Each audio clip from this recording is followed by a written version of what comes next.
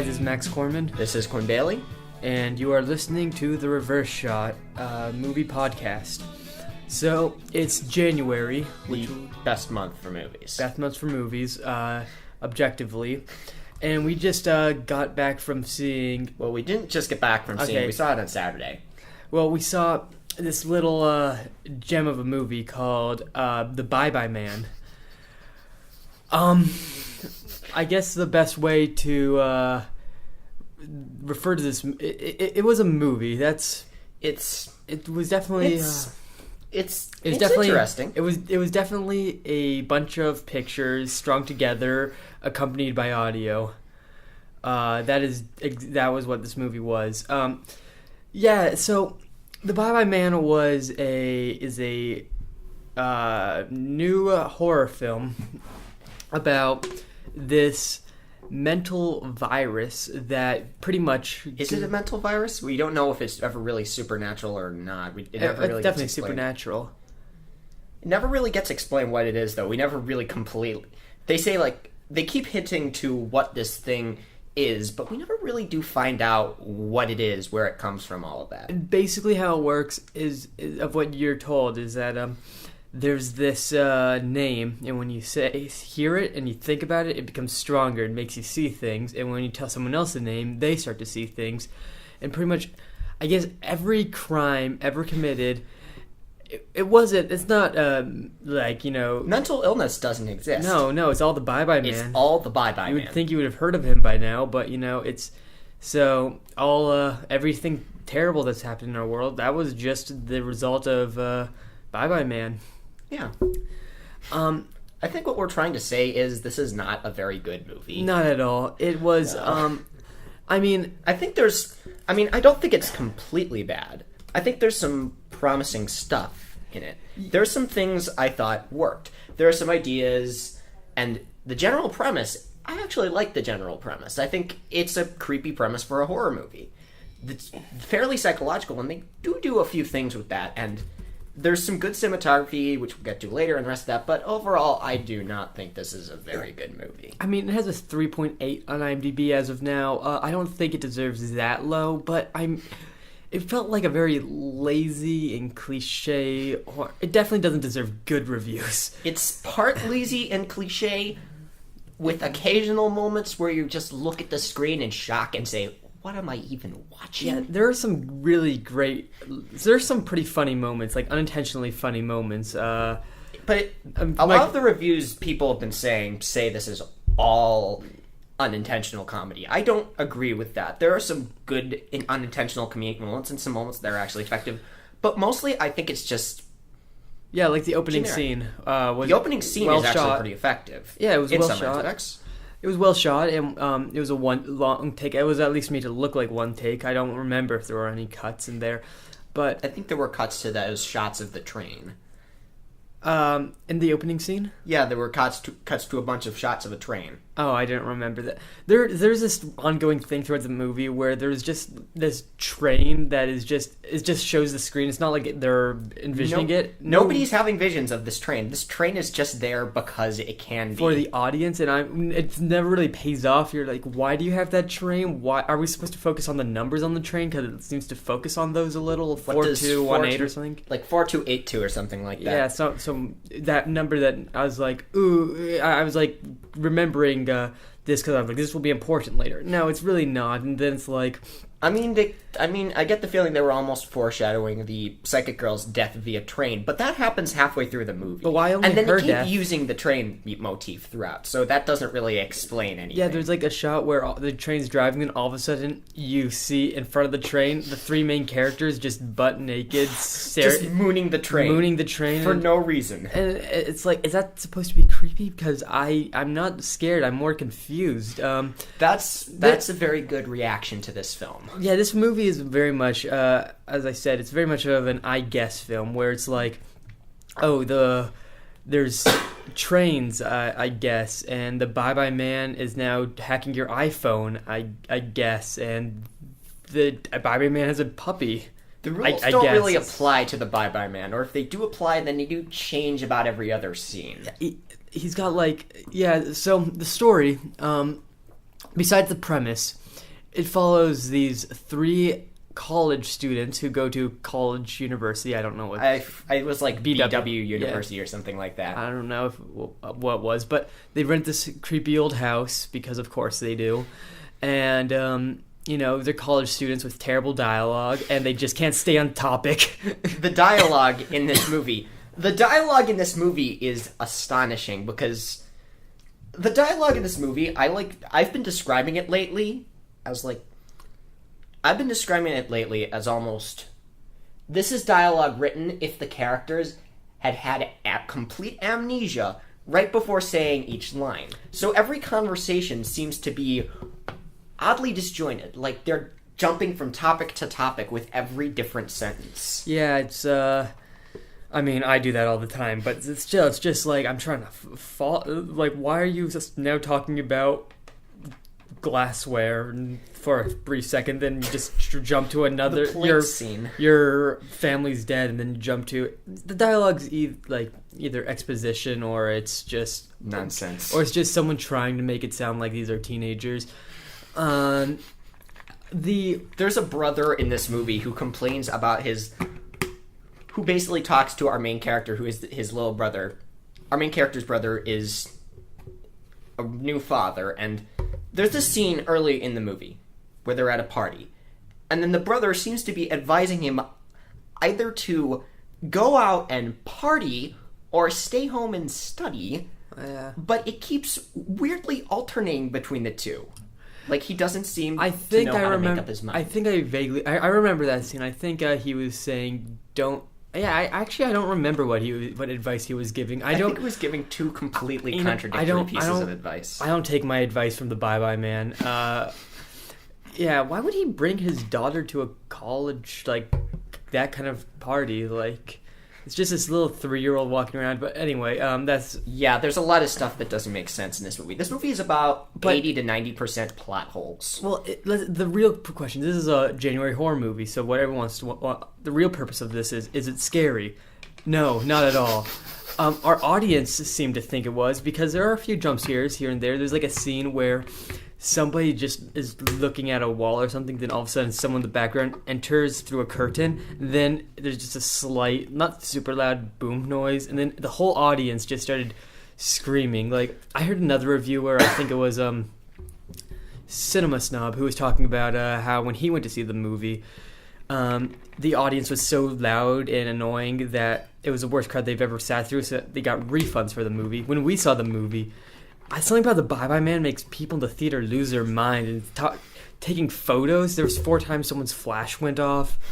There were people talking to people on their phone, and so the manager had to come and say, "We're not giving refunds, so be quiet." And it was not the best audience to be with. Where were we? The plot, right? Yeah. So these teenagers who everyone in this movie is just a stereotype. Every character in this movie is just a stereotype. So you have the main character who is a hipster. He was in Ouija, right? I think so. The actor. I forget his name. You can tell he's a hipster because he wears a bunch of shirts for older alternative rock bands, but never really seems to play any of their music. Maybe because the budget couldn't afford it. Save for Goodbye, My Love. Or Bye Bye Love. There's a scene later in the movie, without any context, it just cuts to this main character just driving down the road at top speed, screaming along to a heavy metal cover of Bye Bye Love by the Everly Brothers. And it's never really explained. So it's supposed to show that he is like degrading mental state, but it just comes off as kind of hilarious because he's just screaming and shaking his head. That was one of the few hilarious... there are a few very silly moments in this movie. Do we want to get into my favorite scene? Oh my god, okay. We have to get into your favorite scene. So my favorite scene by far it's just a brief 5-second scene, but there's this wallpaper, and it's got these like drawings of dogs on it, and the Bye Bye Man has this dog himself, this like demon dog.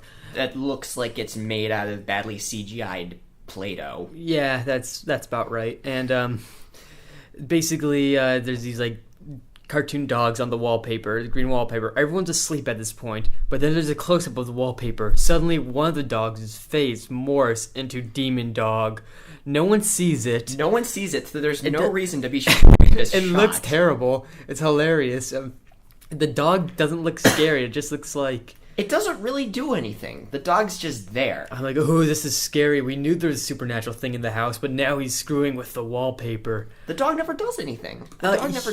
He eats dead bodies? He doesn't. He doesn't, because we see the bodies intact. And all the dog seems to be is just kind of gumming on them. I guess Bye-Bye Man's just a dog guy. Yeah. So, me and the Bye-Bye Man have something Yeah, at least in this common. is a horror movie where the dog lives. Yeah, this... anyway, we have the hipster. We have the hipster's girlfriend, who is back really to not classified. Characters. He's not really she's not characterized as anything beyond girl.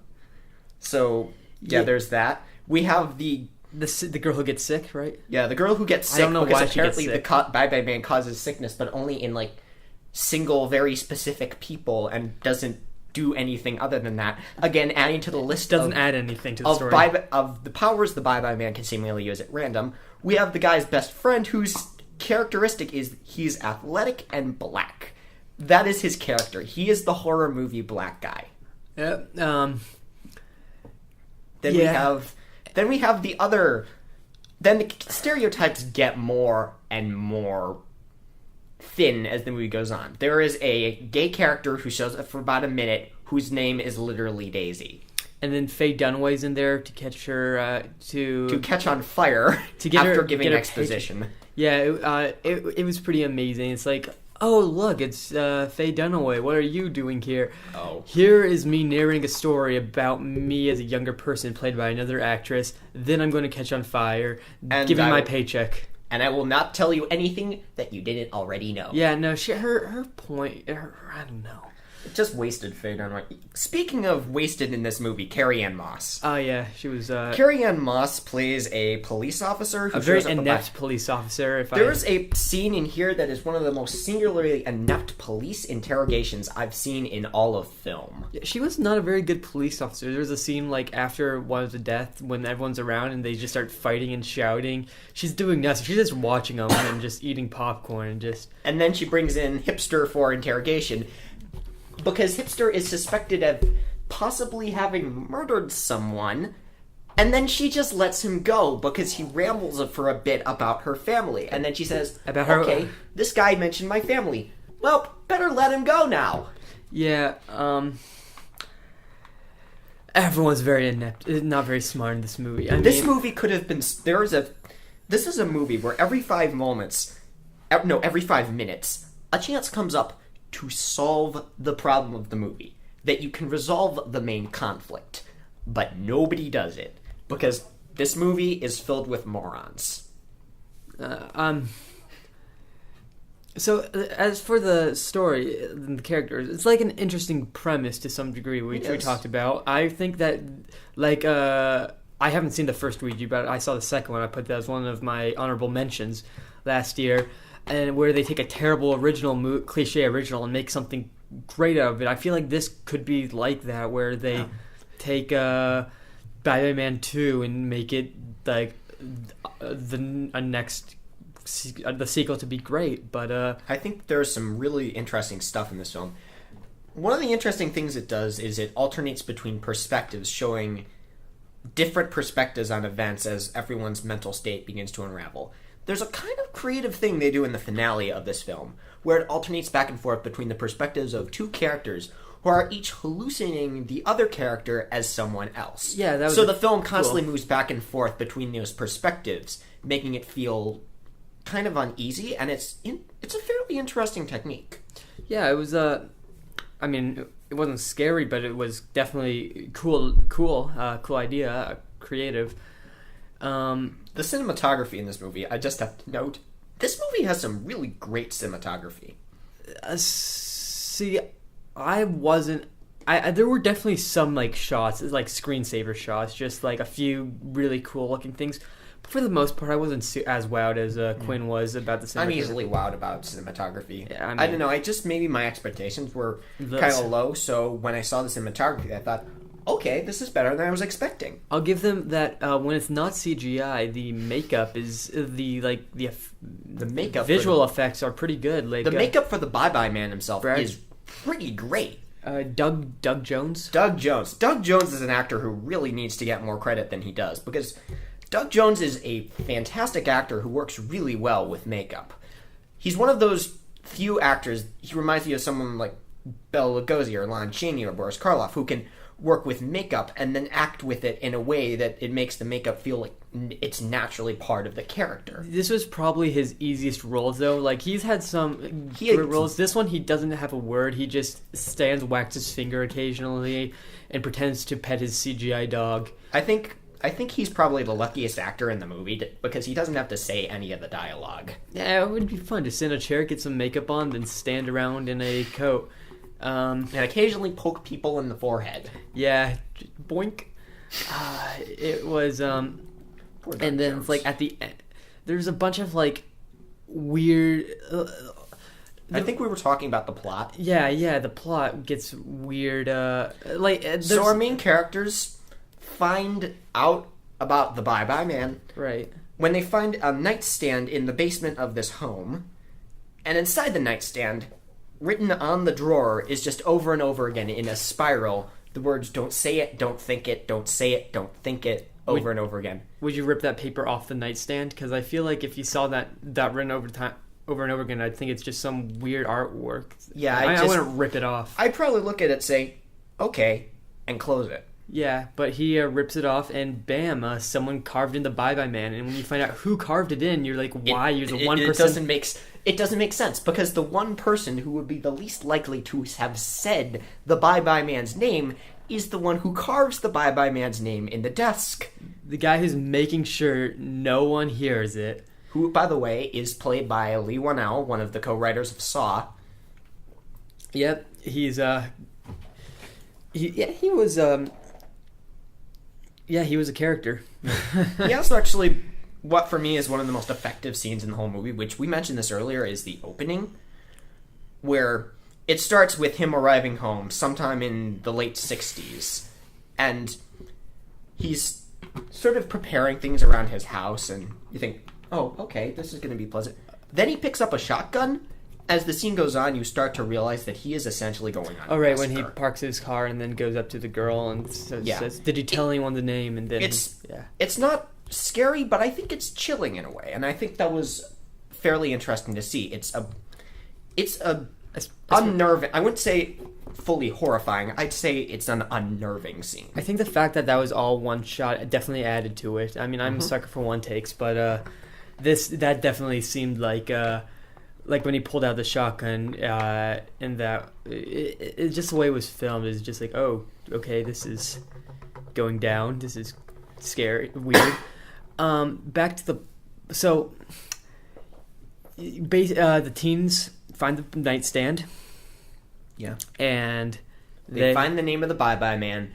And then from there, the movie just falls apart into a series of jump scares. There was it's first introduced. The Bye Bye Man's first presence is shown so they're all doing a seance with this psychic or sensitive woman. Sensitive. She's not psychic, she's sensitive. It doesn't really add anything to the story. I don't know why she's sensitive, because the psychic girl is there to largely sort of make a few Carrie references and then get hit by a train. Yeah, if she really doesn't, her psychic abilities didn't really add much to the story.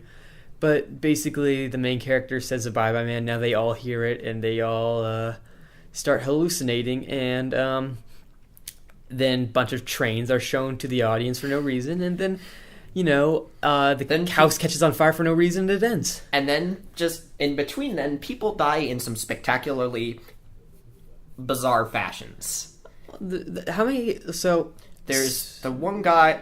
So one of the characters, I think, gets stabbed. I think another one gets stabbed, and then there are the two people who get hit by cars, which look comically funny. One was a ghost, though, so it looked like it was a bad effect. No, I don't think one was a ghost. No, when he was driving at. No, remember he hit the librarian with his car. Yeah, but that was one of them. Who's the other one? The girl who gets hit by a train. Okay. The psychic girl gets hit by a train. We're talking trains, fine. Okay. Yeah, I think so the Bye Man.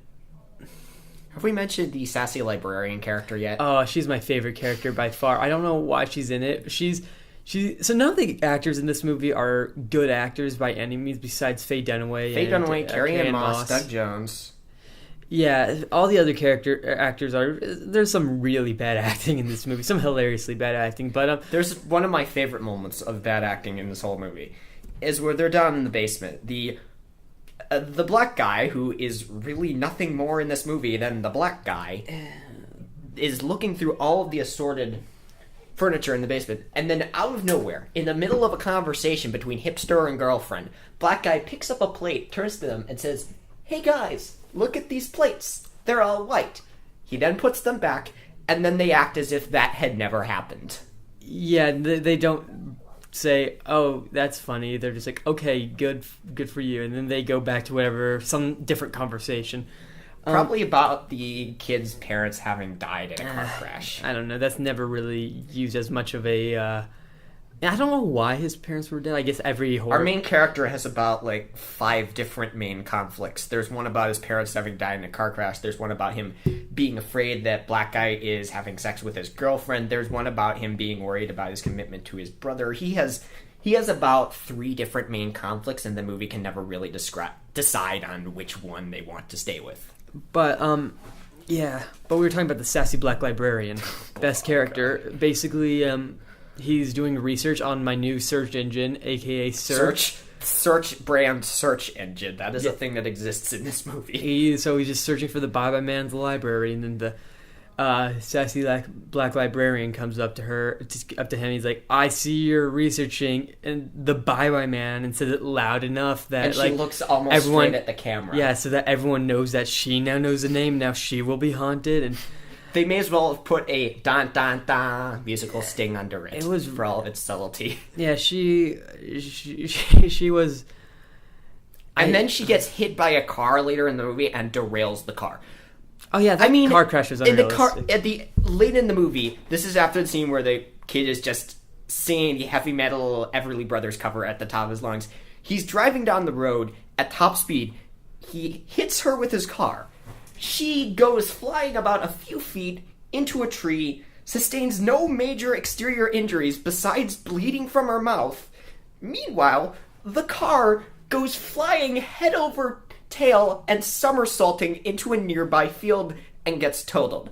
So this woman can stop an SUV. I think your reference about the very little blood, I think that ties into one of my complaints about the movie, which is it was filmed as an R movie and they made it PG-13.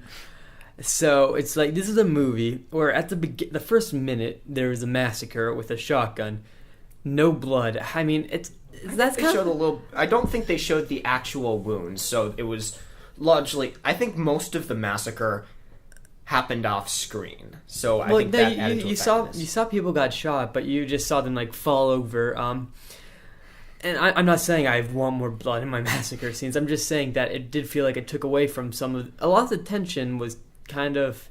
I'm not saying I don't want any blood in my massacre scenes. Yeah. Max Corman, 2017. I'm not. I mean, it just felt like it didn't feel as real or immersive. There's a lot of things that don't feel real or immersive. Okay, that's true. There's a whole plot point at the end of the movie about a little girl having to use the bathroom. That's a major plot point in the ending of this movie. Major, a little girl, but yeah. It's a source of tension. They build tension about this little girl having to go pee. Yeah. And then the dad's like, there's the weird ending where apparently the main character succeeds by committing suicide, and I don't really want to get into the implications of that. I'm not going to say spoiler alert because don't go see this movie. Yeah, sure. But yeah, the Bye Man was very tame. Not scary. I don't really see much of a reason to see it. He doesn't really do much. There's a scene where the main character is in the library, and he starts seeing the Bye Man, and all the Bye Man does is really sit at the table, and then when the kid looks down, he moves to a closer table. So he's just essentially just sitting there studying and messing with the kid as he tries to cross out the Bye-Bye Man's names from these records. Well, you can still see it. It's just But you blacking. can still see it. I mean, he's not like cutting these names out. He's just crossing them out with pen, and you can still read through that. You can still read through that. But yeah, I think so. Back to the PG-13 though. Remember that train sequence? You see like briefly her get hit by the train. No blood. She kind of just like crumples. No, she just kind of goes like falls. She's standing there one moment, and then she just gets kind of pushed away by the whole train sequence was completely avoidable. Everything in this movie was hilarious. It was just like whatever. It was just so. The train sequence is that was a poorly fairly done sequence. silly.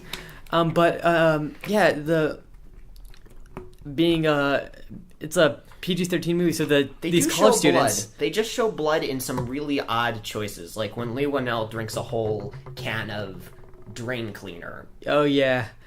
Or when Carrie-Anne Moss suddenly has bleeding eye holes for CGI 5 seconds. CGI blood holes. Yeah. Not real makeup, it's fake.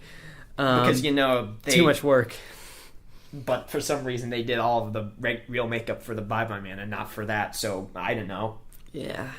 And there are a ton of scenes in this movie. I just remembered. There are a ton of scenes in this movie where it's supposed to be scary, but nothing really happens and it's going on for so long. There are a lot of the scenes of the characters just wandering around the house. Just wandering for no real reason around the house. Yeah, so they like hear scratching noises, then they do some walking, and then maybe a small jump scare, and then they do some more walking, and most of the I don't think there were jump scares in those scenes though, because most of the jump scares are fairly cheap shots out of nowhere. Like there's a shot where you're looking at a pane of glass, and then suddenly, for no reason, the Bye-Bye Man's face appears in the glass and shatters the glass. Physically. Yeah, it's like I felt like that was ripping off The Grudge, but we can either just add it to way, the I list. did not get scared. The first jump scare, I out loud booed it because the audience was being loud. I decided that was a lame attempt at a scare. I'll just boo, not scary, didn't jump. I did think that the first few times they showed the Bye-Bye Man were actually sort of eerie because it wasn't a jump scare. He was just in the background. You have to look to find him, and then you're it's like in the final scene of Aliens, as Ripley is sort of walking around this escape pod, and when she sits down, you finally see that the xenomorph's in the background. It was that kind of scare. I liked that. Yeah. So the first 2 times you see him, it's mildly eerie, and then after that, it's just like it just I hear silly. scratching noises. Bam! Dog jumps off of something. Boo! I guess. I don't know. This movie was so cliche and kind of lazy that I was half expecting another cat jump scare, which are my favorite jump scares. No, we got coin jump scares. We got coin jump scares because the Bye-Bye Man, for some reason that nobody really tries to explain, but there's some poetry quotations that try to explain it but don't really do so. About why the Bye-Bye Man, for no reason, will find his prey by dropping coins. It was not just finding his prey. It was some like when you hear the coins drop and you hear the dog come, the Bye-Bye Man's near. Oh, okay, I guess. Why? Why does he have a dog? Why does he drop coins? Why does the dog come first? See, I'm convinced that the Bye-Bye Man is essentially the Babadook's slacker brother who doesn't really have as good of a name as his sibling. Freddy Krueger. Or Freddy Krueger, who doesn't really have as good of a name as his siblings and is kind of trying, but maybe not putting his all into it, because just throughout the movie he seemed kind of tired, like he just needed a nap and wanted to get rid of these kids so he could relax. Yeah, he just stood around and let's see. I wanted to mention the what was it? I can mention this. Okay. There's an end credits song that essentially recaps the plot of the movie. Those are always great. Alternative. There's almost an alternative rock song at the end of the credits that talks about coins and trains and being unable to avoid something, and I just sat there saying, are they really doing this? That they're recapping the movie in an end credits song? They did the same thing for the new for Phantasm 5. It's really... That movie doesn't take itself seriously, but The Bye Bye Man kind of takes itself seriously, so why would you put in a song recapping the end of the movie? What? This movie just hurts my brain. Yeah, I mean, I wasn't offended by it at all. I was like, you know what, you stole $6 from me. At least I got to sit in an air-conditioned room. At least we only paid student price. Yeah, student price. That's why it was cheaper for us.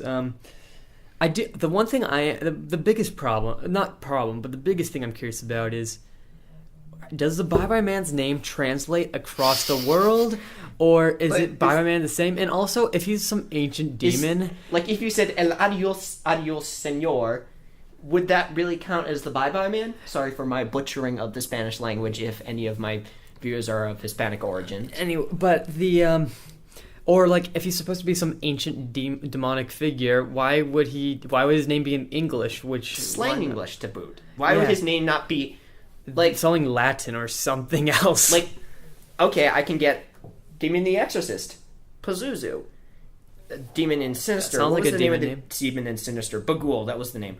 Demon in this? Mr. Boogie. The Bye Bye Man. Yeah, it was a dumb movie. Do you want to talk about PG-13? Sure, you start. Okay, so this movie got me thinking about PG-13 horror films, because this was an R-rated movie neutered to PG-13, and I think that was a problem. And I was just going to discuss with Quinn our thoughts on how PG-13 affects horror movies. So, I mean, some of my favorite horror movies are PG-13.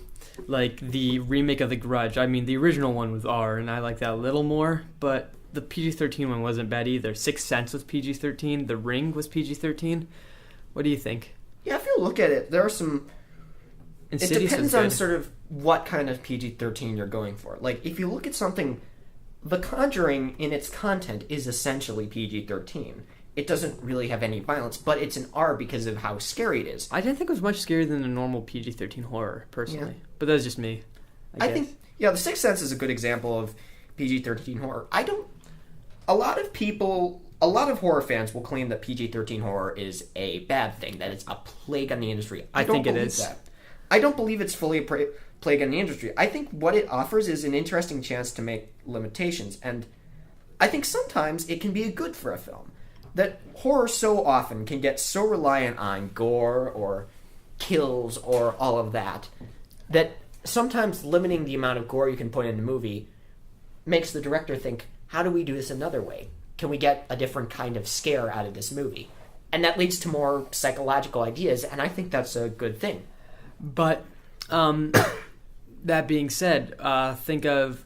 So the reason why so many of these movies are turned to PG-13 is simply to make more money, to get more audience to go in there. So if like this was during the Shining era, they would be like, take the blood out of the elevator and no swear words. And don't you think that it oftentimes kind of hurts a movie when it's made for financial reasons to be? I think it depends, really. I think it. For me, it's subjective. It depends on the movie. That I think if you look at some movies, they're going to work better with an R. What's a good example of Bye Bye Man probably would have worked better as an R, I think. What's an example of an R-rated horror movie that you think couldn't have worked better with anything other than an R? Shining. The Shining. Because The Shining is very direct in how it sort of shows the graphic material. It shocks with its directness. And it doesn't really necessarily hide as much. So I think that's an R-rated movie that I don't think could have worked if it was made PG-13. But then you get to something I'd say like The Babadook, which is that PG-13? Really, I don't think it's rated. It's an Australian movie, so I don't think it's rated, but it would probably be rated R. Well, maybe. I'm not sure, but... I don't remember anything super... It's not very violent, and... It's mostly R for some language and dark content. I think that if it was a PG-13, I think it would work well because its style is more subtle and psychological and not really direct. So I think it all depends on the movie when you think about it. Yeah, well, my personal beliefs is if the movie happens to get a PG-13, then fine. But really, I am completely against the MPAA, or not the MPAA, because it's not their fault that they're not being forcing it to be changed to PG-13. That's the studio. I'm against the studio taking something that should be R, that the director wanted to be R, and then saying, for the sake of money, let us make this more kid friendly. But here's a question. Here's a problem. R-rated movies do tend to get less audience. So if you have a really fantastic horror movie, then more people get to see it, and it's a trade-off. I honestly don't know. I don't have any statistics. I don't know how. I'm sure that they do get more, because otherwise, why wouldn't they do that? But I know that, like, Conjuring made a lot of money, and that was R. I think that if people go to R-rated movies make money. Yeah. And but they are limited to a fairly small audience. So right, well, not a small audience. Like they're a smaller audience than I'd say would it be if we're a PG-13 movie, because PG-13 movies tend to be regarded as PG-13 is basically PG now. Yeah. That is true. I don't like. It's like, maybe that's part of it. It's besides, like, Poltergeist, PG horror movie just doesn't sound that scary or entertaining. But there are good PG horror movies. Heck, there are even good G horror movies. There's The Haunting. The Haunting is one of my favorite horror movies of all time, and it's G. Well, that would be yes. Or you get. There are even horror movies that do use almost jump scares and are, even though they're older, are essentially PG, like Cat People. Cat People actually has some of the first jump scares in horror history, and that's essentially a PG. I'm not talking about the 80s version, because the 80s version is basically porn. Don't try to deny it. It's just basically I haven't porn. seen the 80s version. I wouldn't know. I've seen part of it. That's enough. Yeah, so about I think that, so R-rated movies get an audience. What PG-13 does to a movie is it kind of takes away some of the... So the APA is so strict that something like a few F words will get an R rating. But that's kind of how people talk. So in some way, the PG-13 can make it a little less realistic by avoiding kind of how humans are, with sex, blood, and language, and just focusing on, ooh, it's a jump scare, or, I mean, for the most part, let's be honest, most great horror movies are rated R. There are very few PG-13 horror movies besides The Grudge and Killer Clowns from Outer Space that I would say are good PG-13 horrors. But the fact remains, there are still good PG-13 horror movies, and I think it would be interesting if we saw. But would it be better? I don't know. I don't know if it would be better, because it's all dependent on the movie, and I just think that actually PG-13 horror movies do actually have something to add to the conversation, because they're challenging. I think it's a challenge to make a PG-13 horror movie, because you don't have blood or swearing or all of that to rely on. You have these limitations.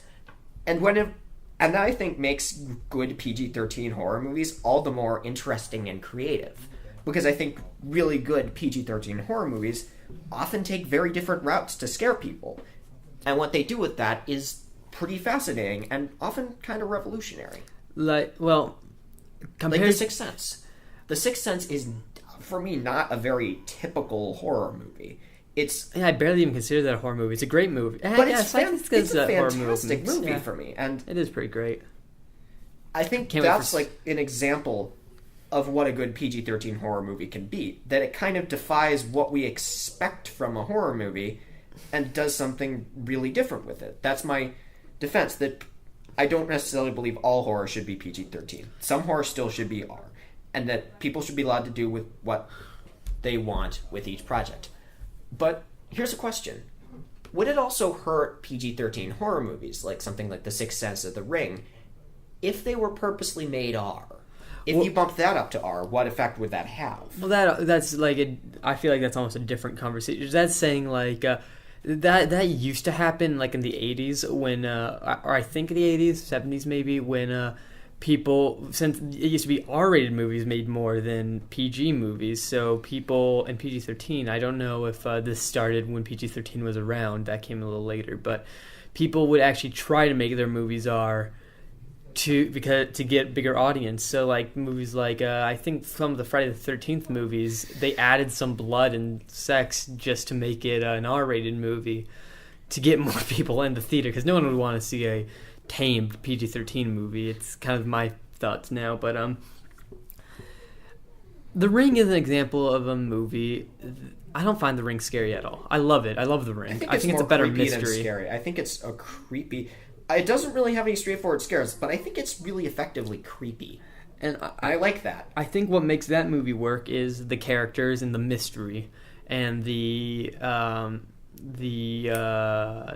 atmosphere. Now, see, that's my defense for a PG-13 horror movie, because PG-13 horror movies like The Ring or The Sixth Sense, often the good ones often defy the conventions of horror and push the boundaries on what it can be.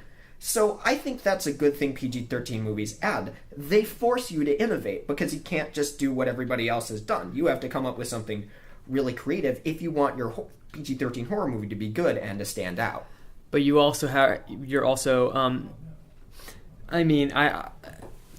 so the Ring is a movie that should be PG-13 because that's how the characters are, how the story is played out. Yeah.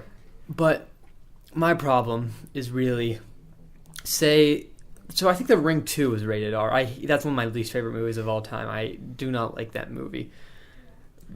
And so that's actually probably a bad example.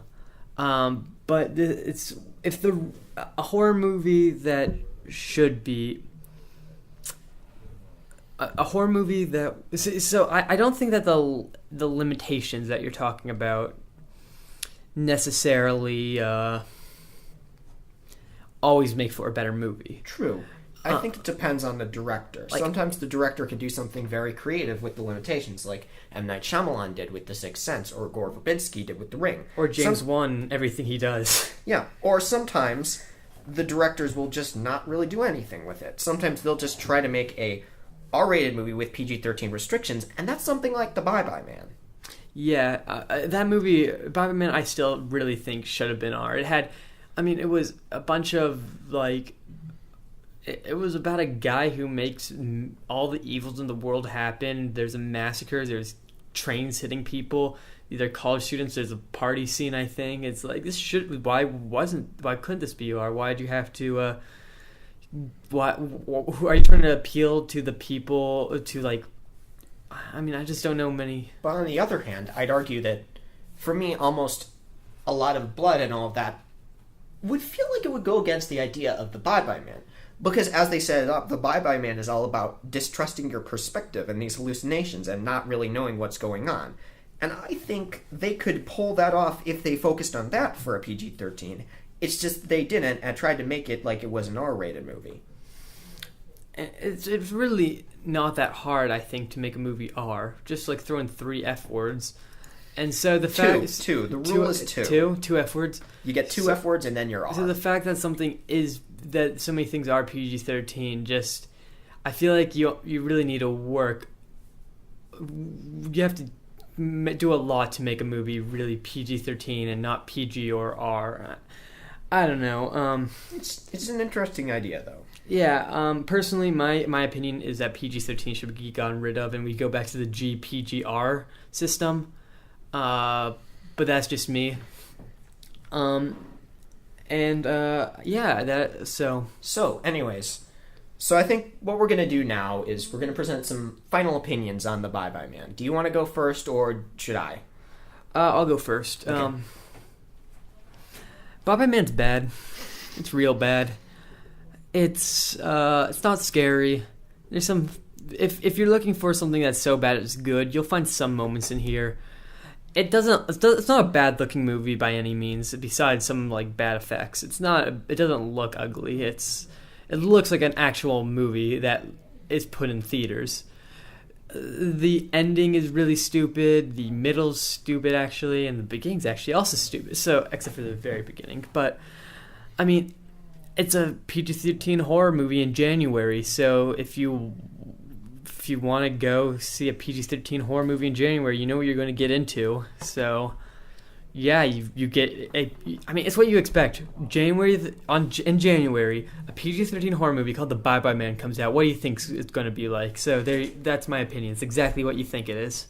Yeah, I'd say, this is not a very good movie. I don't think this is not a good movie. I do not, however, believe this is beyond salvation. I don't either, by any means. I think that it's clear that the people behind this actually wanted to create something interesting. That at least in the cinematography and some of the ideas presented in the story, they were actually trying their best to create something interesting. And I don't think it worked. I think there were some obvious limitations of the script and actors they selected. I think there were some problems that came with the low budget. I think a lot of the problems tended to be that the writing just couldn't hold up to the premise they had, and what you also mentioned about maybe this not feeling almost neutered comes into it. But I think it's just kind of a bad movie with a few good ideas. I don't think it's really so bad it's good. It's kind of just a bad movie that could have sadly been something better. It hurts me a little because this could have been a way better movie. But it just is what it is. Yeah, that sounds about right.